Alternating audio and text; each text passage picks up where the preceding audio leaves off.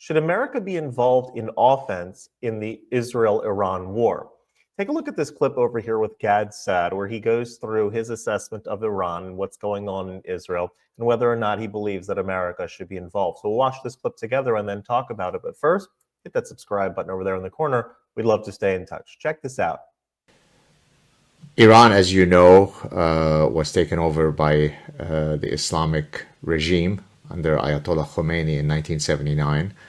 Prior to that, while of course Iran was hardly a democracy, it was certainly a lot more secular and modern, and that if you look, for example, at images of how women dressed and so on, they're dressed very differently from how they've been dressing over the past nearly 5 decades. And as many of you who are aware of the Iranian reality, many people in Iran have not been happy with the Islamic regime. And so certainly within the context of their own country, many people are desperate to get out of the grip of the Islamic regime. So that's issue one.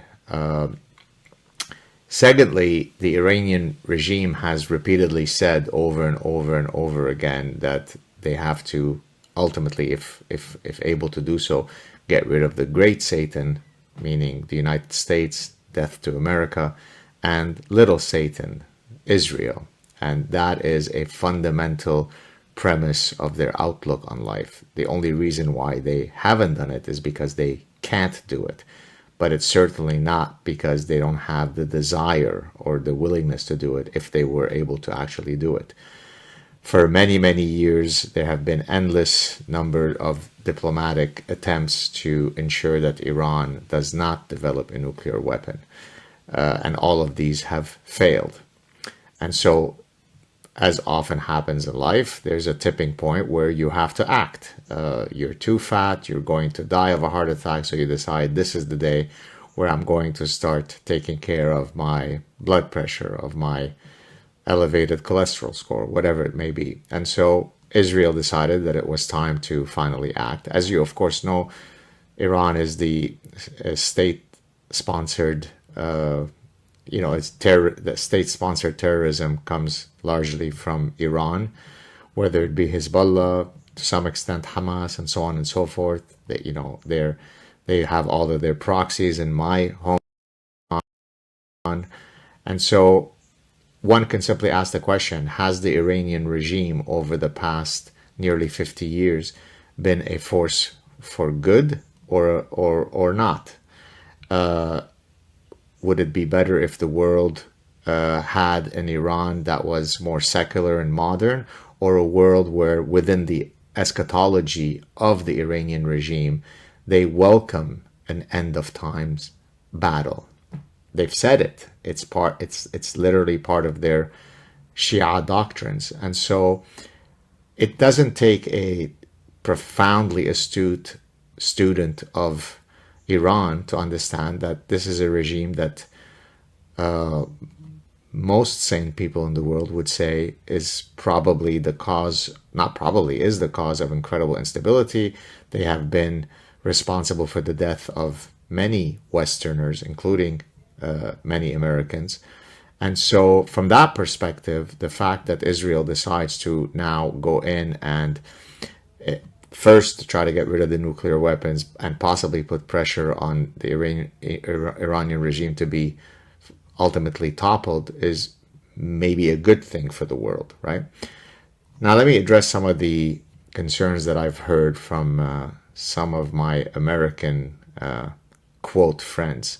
And I use that term very loosely. So some libertarians who are very much also isolationists say, here are the Jews who are again bringing us into an unnecessary war. Well, first of all, right now the United States is not directly involved in that battle. I mean, you could argue that, of course, the United States gives a lot of funding to Israel, so in that sense they are involved. But the actual fighting, the actual hitting of those targets doesn't involve directly the United States. Isolationism is fine unless you're dealing with someone who would be perfectly happy to get rid of you if they were able to do so. So the Iranian regime has repeatedly stated for nearly 50 years that it is a fundamental objective of theirs to destroy the United States. So for most sane people, they would say, hey, if we can get rid of that enemy who either directly or indirectly has been the cause of many threats to us meaning the United States, then you would think that that is certainly a good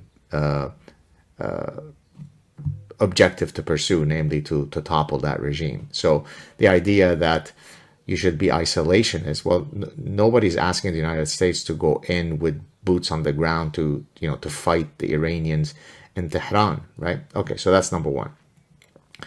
Number two, people say, well, why is it that the fucking Jews can have a nuclear weapon, but not the Iranians, right? I mean, exactly. I mean, why does a chef use a knife, and why can't a serial killer have the knife? That's probably not a good analogy. Let's draw another one. I mean, my 8-year-old son wore a clown suit, so why can't John Wayne Gacy wear a clown suit? I mean, why is it that the 8-year-old can wear a clown suit and not the serial killer of young boys who used to dress in a clown suit? I mean, surely we understand that Israel having nuclear weapons doesn't pose the same threat to the world as Iran having nuclear weapons. And from Israel's perspective, given the fact that Iran has said that their number one objective is to annihilate the Zionist entity, the cancer, then it probably is not difficult to understand why they might want to get rid of those nuclear capabilities, right? And then you have other people saying this is a manifestation of the Zionist project of expansion. I mean, it is difficult to imagine someone being so idiotic. And yes, that is anti-Semitic, because to say was this the optimal strategy to take out the Iranian nuclear sites now, that's perfectly fine. You're debating actual cause.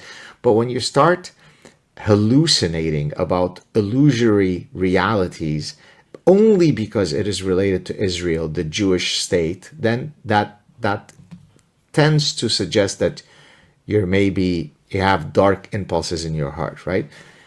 Israel gave back the entire Sinai to Egypt on the condition that Egypt signs a peace treaty, which they ended up signing in the Camp David Accords in 1978 with Anwar Sadat, right?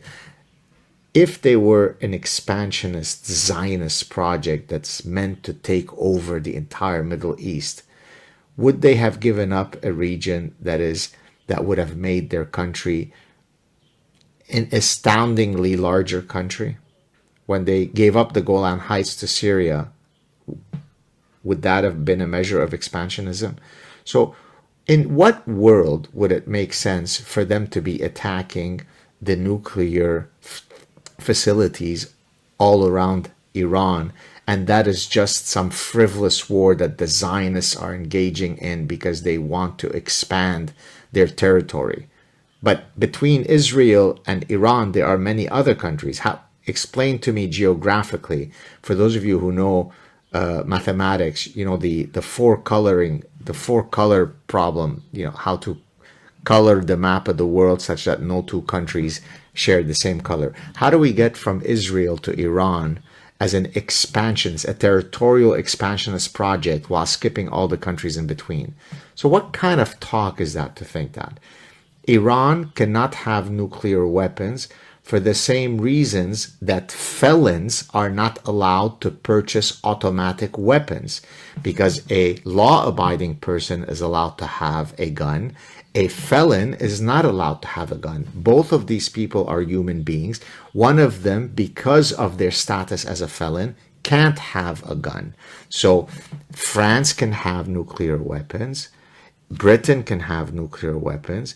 Israel can have nuclear weapons. United States can have nuclear weapons, because we recognize that those countries do not share the same outlook on the world as, say, Iran. It's not that there is anything dispositional about Iranian people that makes them incapable of having weapons.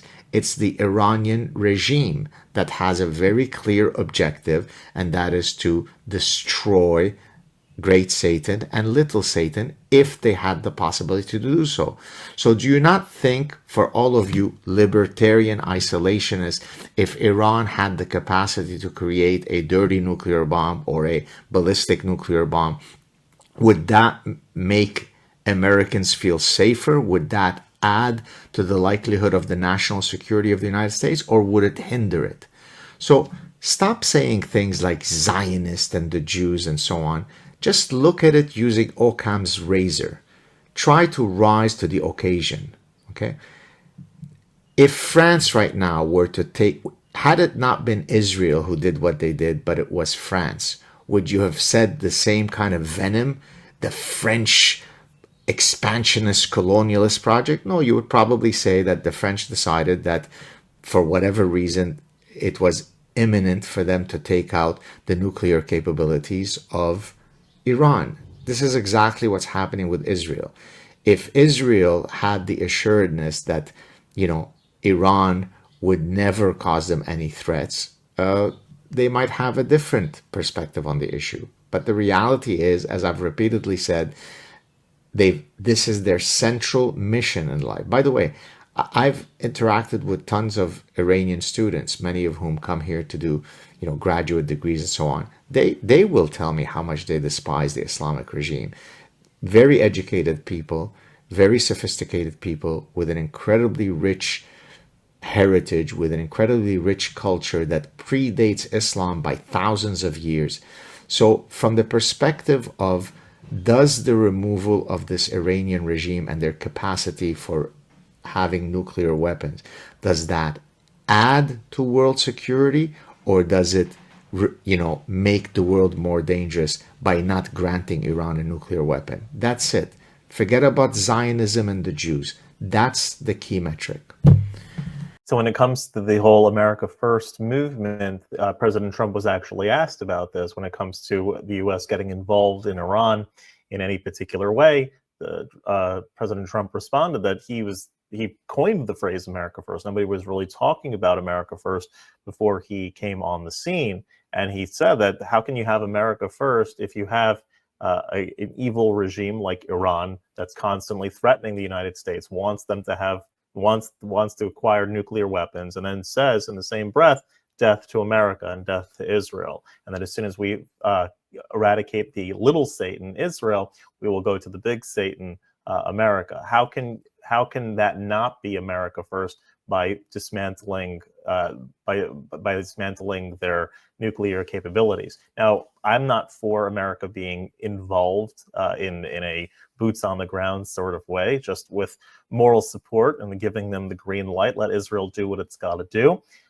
But how is that not America First? America First, as has been said many times, does not mean America only. It means putting the interests of the United States first. And Israel should operate as Israel first. And Israel is operating as Israel first by going after Iran. Happens to be that many other nations, Western nations and Arab nations, benefit from a denuclearization of Iran. It was tried for the last few months not to have to do any sort of military involvement. There was all sorts of deals on the table and stipulations that were constantly being rejected by the Iranians. And now Israel's taking care of what they need to take care of, because Israel should do Israel first. America should put America first. Many times, what the American needs are and what the Israeli needs are coincide with each other, and they can work together in various ways. Sometimes they don't, and that's okay as well. And I think the president should assess what our involvement should be, if any, and what that looks like, maintaining obviously the America First mentality. But how can you say, though, that it's not America First to have the destruction of the Iranian regime, or really the Iranian nuclear capability? That is really the heart of all of this. And I'm not sure I understand those that are thinking differently than that. This is something that literally everyone of of good faith and good nature benefits from. The entire West benefits from this. Half the Arab world is secretly rooting for this. And so what exactly is the downside of Iran not having nuclear capabilities? I love to hear suggestions and ideas. If you have something, you can leave it down in the comments below. Otherwise, if you like this content overall, hit that subscribe button over there in the corner. We'd love to stay in touch. Take care.